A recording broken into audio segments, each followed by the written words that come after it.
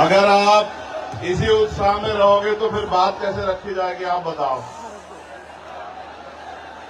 आप अगर थोड़ा सा उत्साह थोड़ी देर के लिए कम करोगे और शांत हो जाओगे तभी बात रखी जाएगी, तभी आप तक हमारी बात आ पाएगी।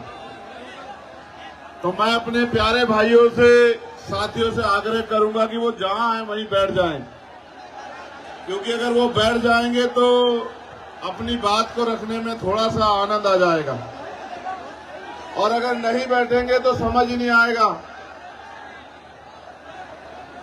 कोई किसी को मत कहो, मैं उनसे खुद आग्रह कर रहा हूं कि वो बैठ जाएं।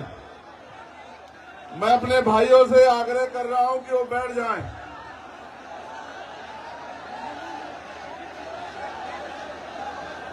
आपसे भी आग्रह कर रहा हूं बैठने का। इससे ये पता लग जाएगा कि हमारा कौन है और आम नॉर्मल कौन है। जो हमारी एक आवाज में बैठ जाएगा उससे पता लग जाएगा कि वो हम में से एक है। बहुत जल्दी कीजिए, मुश्किल से 20 सेकंड बाकी आप लोगों के पास। ये इधर जो लोग हैं,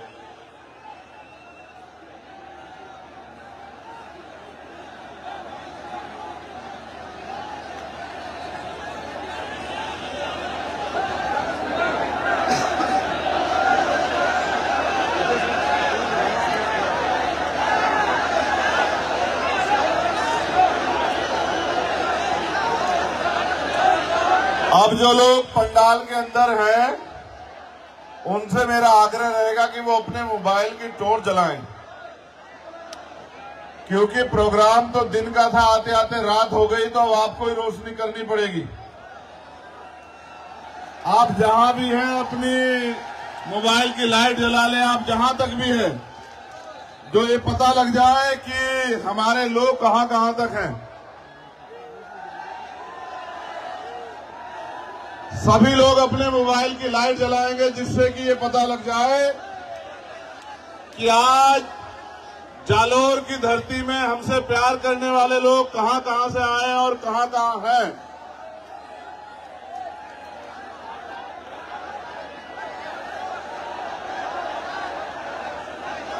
चलो शुरू करते हैं। अभी इन्हें जला के रखो, ये अच्छा लग रहा है।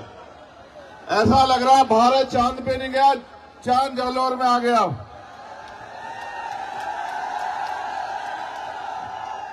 मैंने सभाएं बहुत की हैं पूरे देश में, कश्मीर से लेकर कन्याकुमारी बहुत सभाएं की हैं और कई कई लाख लोगों की सभाएं की हैं। लेकिन आज जो जालोर में प्यार आपने दिया है, ऐसा कहीं नहीं मिला। बहुत बहुत धन्यवाद जालोर। और इतना प्यार मत दो कि ऐसा ना हो मेरा मन कर जाए जालोर में ही रहने का। और अगर कहीं मेरा मन कर गया जालोर में रहने का, तो गैर बराबरी मानने वाले लोगों के लिए अच्छा नहीं होगा। मेरे प्यारे साथियों, सम्मानित बहनों, बच्चियों, माओ, बुजुर्गों, नौजवानों, मैं समय समय पे भारत की धरती पे जन्मे सभी संतों, गुरुओं, महापुरुषों, वीरांगनाओं को नमन करता हूं। और आज संविधान बचाओ यात्रा जो महामानव तथागत बुद्ध की धरती से शुरू हुई और आज जालोर जो सामंतवाद का गढ़ है, यहां यात्रा पहुंच चुकी है। यहां उपस्थित जन समूह को मेरी तरफ से जय भीम, जय भीम, जय भीम। आपका प्यार, आपकी हिम्मत एक लड़ने की बहुत मजबूत ताकत देती है।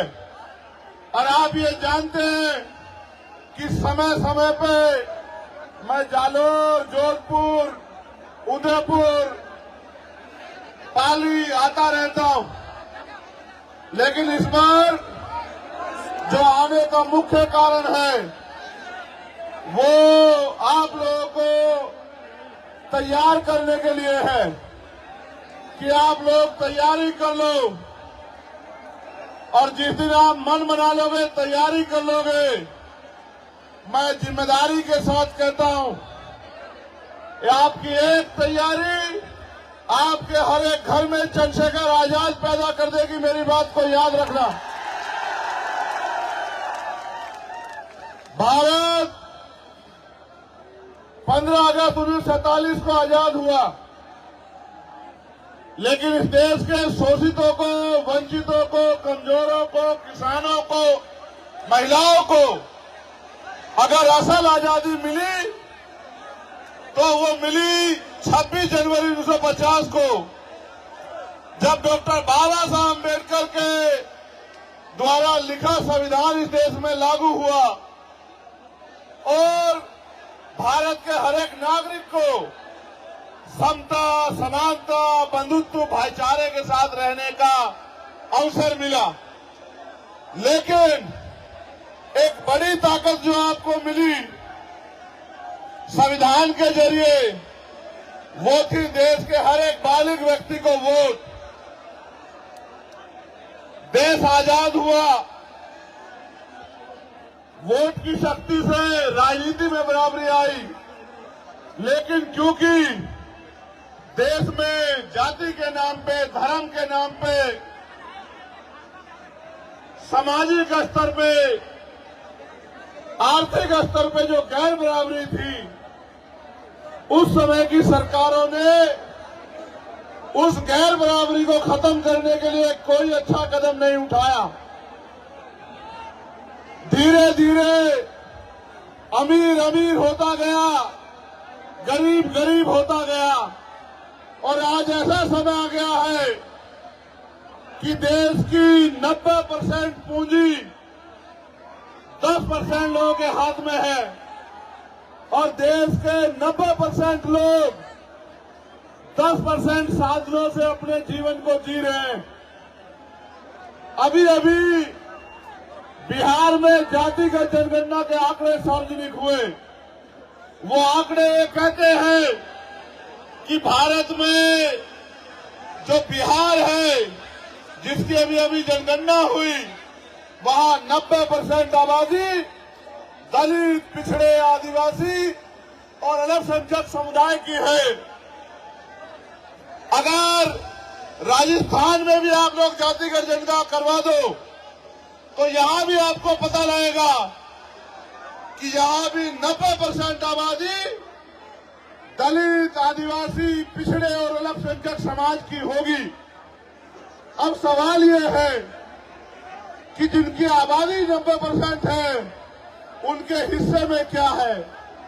और इस सवाल को अगर धरातल पे देखो तो ये महसूस होगा कि न उनको उद्योग है, न उनके पास रोजगार है, न उनके पास पर्याप्त नौकरियां हैं, न उनके पास जमीन है, और न ही उनके पास और किसी तरह का साधन है कि वो स्वाभिमान सम्मान का जीवन जी पाए। ये स्वाभिमान सम्मान का जीवन मांगने से नहीं मिलता है। अगर स्वाभिमान सम्मान का जीवन चाहिए, इसकी कीमत चुकानी पड़ती है। मर तो राजस्थान में हम लोग लंबे समय से रहे। आपको इंदुर मेघवाल याद होगा, आपको जितेंद्र मेघवाल याद होगा, आपको कार्तिक भील याद होगा, आपको ओम प्रकाश रेगर याद होगा, आपको नासिर जुनैद याद होंगे, आपको असगर याद होगा। इतने जुर्म, इतना अन्याय और न्याय मांगने पर लाठियां, झूठे मुकदमे, डर और तमाम तरह से जिस तरह भी से भी पीड़ित को डराया जाए, धमकाया जाए, पंचायत करा के, हल्ला मचा के, मैं लंबे समय से राजस्थान में देख रहा हूं।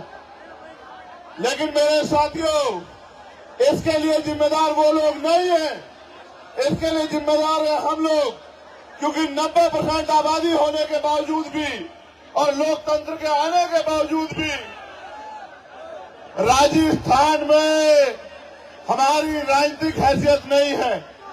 अगर राजस्थान में हम लोग अपनी राजनीतिक हैसियत बना लें तो ना तो हमें अच्छी पढ़ाई के लिए किसी के आगे हाथ फैलाना पड़ेगा, ना रोजगार के लिए किसी के आगे हाथ फैलाना पड़ेगा, ना अपने बच्चों के लिए बड़े बड़े हॉस्टल बनाने के लिए हाथ फैलाना पड़ेगा, ना हॉस्टल में सुविधा देने के लिए हाथ फैलाना पड़ेगा, ना बहन बेटियों की शादी करने के लिए अपनी जमीन गिरवी रखनी पड़ेगी या उधार लेना पड़ेगा, ना ही बीमार होने पे इलाज के लिए हमें किसी की तरफ बेबस लाचार निगाहों से देखना पड़ेगा।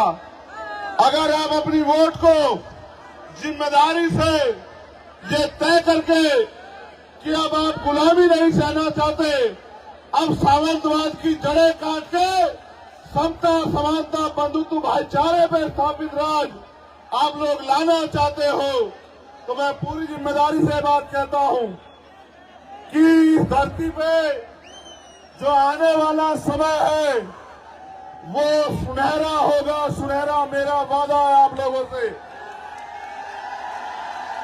इसलिए मैं आपसे अपील करने के लिए आया हूं, अगर आप चाहते हो कि फिर किसी जितेंद्र के साथ, इंद्र के साथ, कार्तिक भील के साथ, ओम प्रकाश रैगर के साथ अन्याय ना हो, तो आप अपने पैरों पर खड़े होने के लिए तैयार हो जाओ। जिस तरह से आज हजारों की संख्या में, मैं हजार नहीं कहूंगा, यहाँ की ताकत देख के लग रहा है कि लाखों की संख्या में जिस तरह आप यहाँ आए हैं, अगर आप अपनी वोट को संगठित होकर आजाद समाज पार्टी को दो, तो मैं गारंटी से कहता हूं कि किसी सामंतवादी में इतनी हिम्मत नहीं बचेगी कि वो हमारी बहन बेटियों की तरफ आंख उठा के देख ले, वो हमारे बच्चों की तरफ आंख उठा के देख ले। ये कोई मुश्किल काम नहीं है मेरे लोगों, ये बहुत आसान काम है। आसान इसलिए है कि पहले जब राजतंत्र था तो तलवारें चलती थी, भाले चलते थे, हाथी घोड़ों पे युद्ध होता था। आज लोकतंत्र में सिर्फ ईवीएम का बटन दबाना है। अगर आप अपने अंगूठे को तैयार कर दो और अपने साथियों को भी कह दो कि अंगूठा मजबूत कर लो। पहले सामंतवादी ये अंगूठा आपकी जमीन लूटने के लिए लगवाया करते थे, आज ये अंगूठा आपकी तकदीर बदलने के लिए लगेगा। अगर आपने फैसला लिया तो मैं जिम्मेदारी से कहता हूं कि आने वाला कल आपका होगा, आने वाला समय कमजोरों का होगा, किसानों का होगा, महिलाओं का होगा, नौजवानों का होगा। इसलिए मैं आपसे अपील करता हूं, एक समस्या भी मेरे सामने रखी गई है। मुझे बताया गया है कि इस क्षेत्र में पानी की बड़ी कमी है। मैं मीडिया के साथियों से कहूंगा कि मेरी बाकी खबर चलाना है ना चलाना, लेकिन मेरी इस बात को जरूर उठाना, क्योंकि ये जन समस्या है और यहाँ के लोग, हर जाति धर्म के लोग इस समस्या से पीड़ित हैं कि सन 1966 में राजस्थान में गुजरात के समझौते से माही बेसिन पर कडाना बांध निर्माण का समझौता हुआ था, जिसमें शर्त रखी गई थी कि सिरोही, जालोर, बाड़मेर के किसानों को खेती के लिए और पीने के लिए 127 टीएमसी पानी दिया जाएगा। कालांतर में बांध का निर्माण हुआ और 132 गांव बांसवाड़ा के डूब गए। 45 किलोमीटर का एरिया राजस्थान का बांध क्षेत्र में चला गया।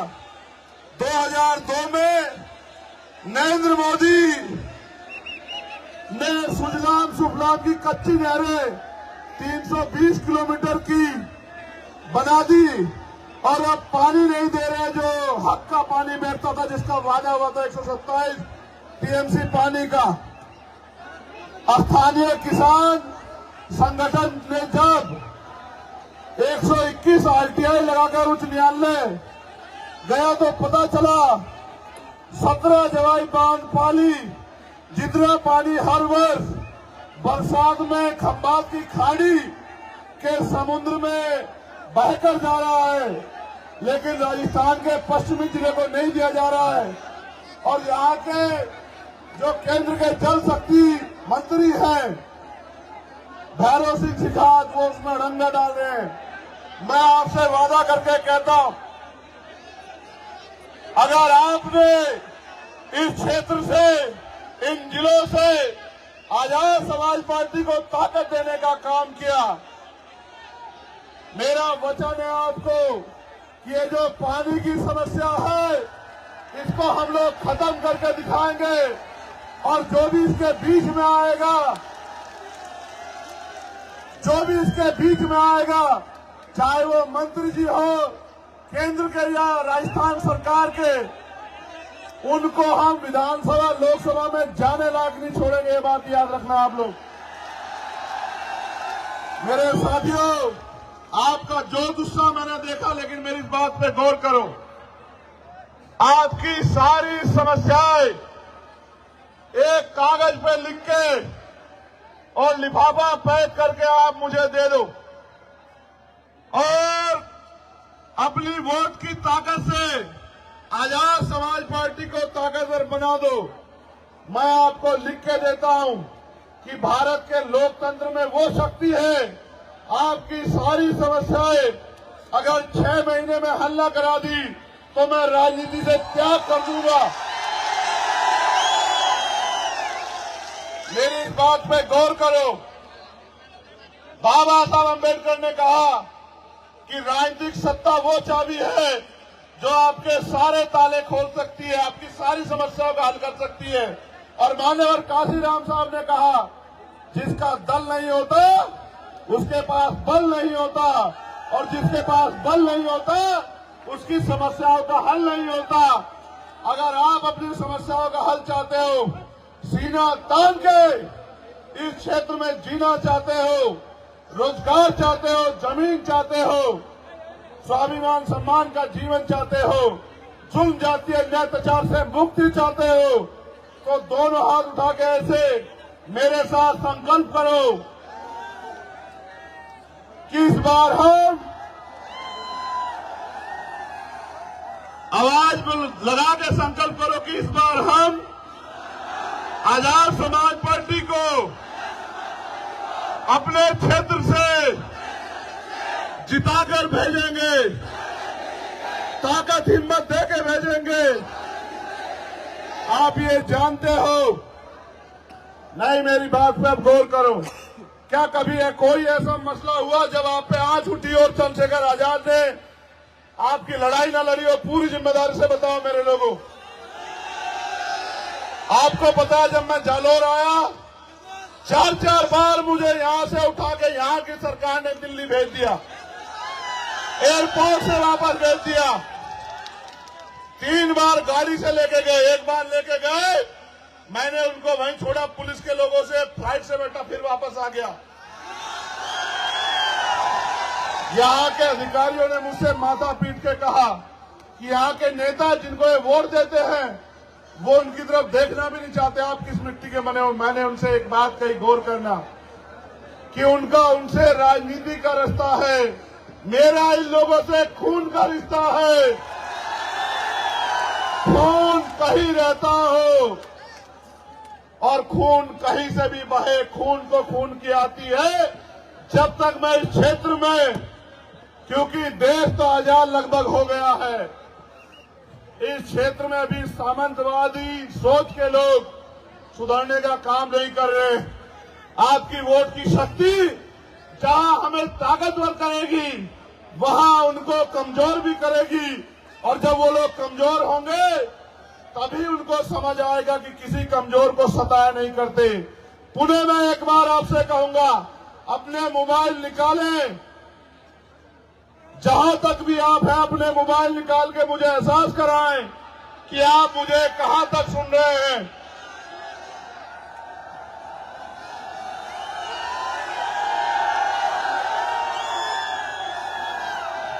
इधर वाले नहीं निकाल रहे मोबाइल, ये हमारे साथ नहीं है क्या?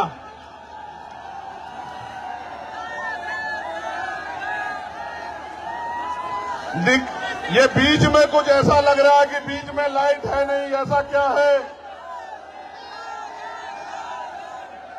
मैं आज के कार्यक्रम के लिए, सबसे मजबूत कार्यक्रम के लिए जालौर की भीम आर्मी, आजाद समाज पार्टी की पूरी टीम को, एक एक कार्यकर्ताओं को बधाई देता हूं। और मुझे विश्वास है कि ये जो रोशनी आज यहाँ जालौर से चली है, इसकी खबर कुछ ही घंटों में जयपुर में बैठे मुख्यमंत्री में भी जाएगी और उसके कुछ ही देर बाद दिल्ली में बैठे प्राइम मिनिस्टर में भी जाएगी। मैं ये वादा नहीं करना चाहता था, लेकिन कह रहा हूं, एक लाइट वहां जल रही है, देखो ऊंचाई पे, वो देखो वहां।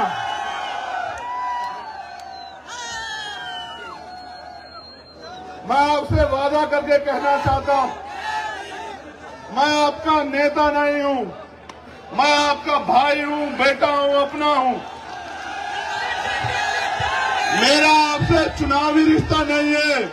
चुनाव 2 महीने में खत्म हो जाएगा। मैं वचन दे के कहता हूं, जब तक मेरे लहू में, मेरे शरीर में लहू का आखिरी कतरा रहेगा, चंद्रशेखर आपके लिए था, आपके लिए है और आपके लिए रहेगा, इस बात को याद रखना। अभी तो मेरे हाथों में कलम की ताकत नहीं है मेरे लोगों। जिस दिन कलम की ताकत मेरे हाथ में होगी, उस दिन देखना आपकी तरफ उठने वाली हर एक को, हर आंख को आपके सम्मान में झुकना पड़ेगा। मेरा वादा है आप लोगों से। अगर आपने विधानसभा चुनाव में मेरी हिम्मत बढ़ाई, तो लोकसभा चुनाव में मैं आपके बीच रहूंगा। मेरा आपसे वादा, इस बात को अब याद रखना। पूरी हिम्मत ताकत से रहूंगा। पुणे, आप सबको बहुत बहुत बधाई। ऐ मेरे गरीबों, कमजोरों, शोषितों, पीड़ितों, एक नया सवेरा आने वाला है। उठो, जागो और अपने भविष्य का फैसला वोट की शक्ति से अपने आप करो। आने वाला कल ऐसी रोशनी आपकी जिंदगी में लेके आएगा, जैसी रोशनी आज आपने मेरे सम्मान में की है। बहुत बहुत धन्यवाद।